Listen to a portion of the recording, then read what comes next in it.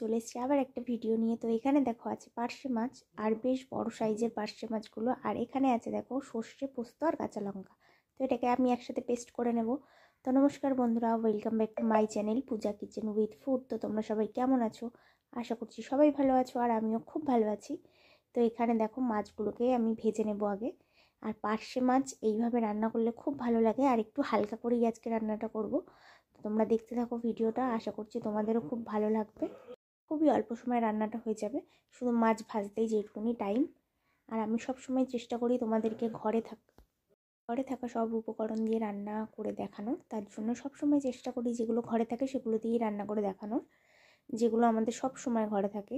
আর খুব কমই আমি কিন্তু বাজারে যে কিনতে যেতে হবে বেশ অন্য কিছু দিয়ে রান্না, সেগুলো খুব কম দেখায়। তো দেখো, এই কথা বলতে বলতে মাছগুলো আমার ভাজা হয়ে গেল। এই মাছ কটা আমি তুলে নিচ্ছি। তো বাদবাকি মাছগুলোও এইভাবেই ভেজে নেব। আর পার্শে মাছগুলো কিন্তু বেশ বড় সাইজের ছিল, আর একটু বড় সাইজের পার্শে হলে বেশ ভালো লাগে খেতে।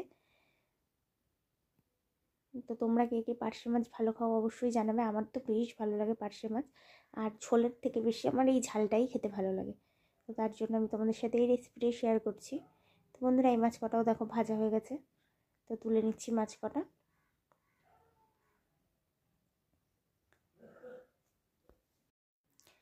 তো সব মাছগুলো ভাজা হয়ে গেছে। তো এবারে দেখো তেলের মধ্যে আমি আরেকটুখানি সর্ষের তেল দিয়ে দিলাম। তো সর্ষের তেল দেওয়ার পরে এর মধ্যে দিয়ে দিচ্ছি একটুখানি কালো জিরে। তো কালো জিরাটা ফোড়ন দেবে, বেশ ভালো লাগে কালো জিরেটা, যে কোনো সর্ষে বাটার জিনিসে কালো জিরেটা খুব ভালো যায়। আর এখানে দেখো সর্ষে, পোস্ত, কাঁচা লঙ্কার পেস্টটা দিয়ে দিলাম। তো দিয়ে অল্প একটু জল দিয়ে দিলাম।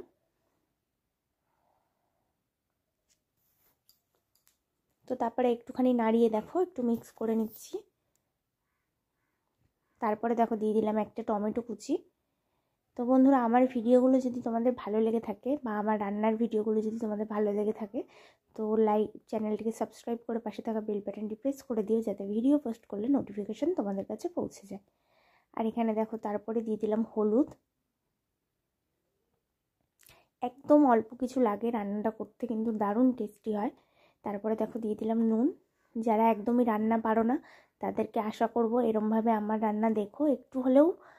কিন্তু আমি সহজ রেসিপিই দেখাই, আমি কিন্তু খুব কঠিন রেসিপি দেখাই না। তো তারপরে দেখো দিয়ে দিচ্ছি স্বাদ মতো নুন। দেওয়ার পরে ভালো করে আবারও মিশিয়ে নিচ্ছি। আর যারা রান্না পারো তাদের তো কোনো বলার দরকারই নেই। অনেকেই আছে যারা রান্না খুব একটু কম পারো, তো তাদের জন্যই আমি রেসিপিগুলো বানাই। তো বন্ধুরা, দিয়ে দিয়েছি জল। তো জলটা ফুটে উঠলে ঝোলটা যখন ফুটে উঠবে মাছগুলো দিয়ে দেবো।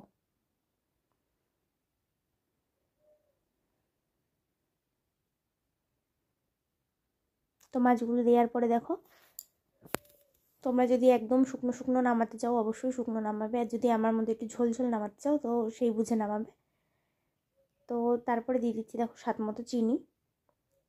তো মোটামুটি রান্না কিন্তু আমার রেডি হয়ে গেছে।